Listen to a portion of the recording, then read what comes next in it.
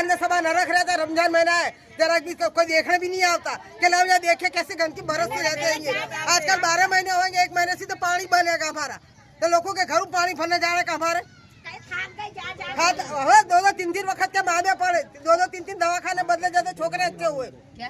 ધોળકા ખાતે ગનીપુર સાજી તલાવડી ઝંડિયા કુવામાં ગટરો ઉભરાતા લોકો ત્રાહીમાં।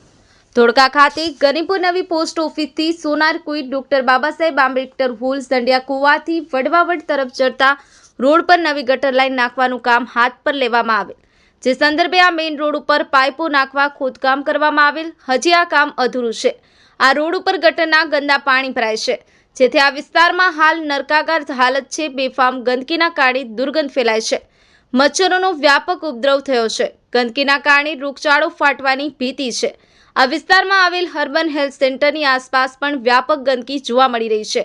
ખોદકામના કારણે લોકોના ઘરે નળમાંથી દૂષિત પાણી આવે છે। કમળો અને કોલેરા ફાટવાની દહેશત છે। સ્થાનિક મહિલાઓને પીવાનું શુદ્ધ પાણી ભરવા માથે બેડા મૂકી અને અન્ય વિસ્તારમાં જવું પડે છે। નગરપાલિકા દ્વારા ટેન્કર દ્વારા પાણી આપવામાં આવે તેમ સ્થાનિક લોકો ઈચ્છી રહ્યા છે। આ વિસ્તારના લોકોની માંગણી છે કે યુદ્ધના ધોરણે ગટર લાઈનનું કામ પૂર્ણ કરી ગંદકી દૂર કરી પીવાનું શુદ્ધ પાણી મળતું થાય તેવી વ્યવસ્થા ધોળકા નગરપાલિકાએ કરવી જોઈએ।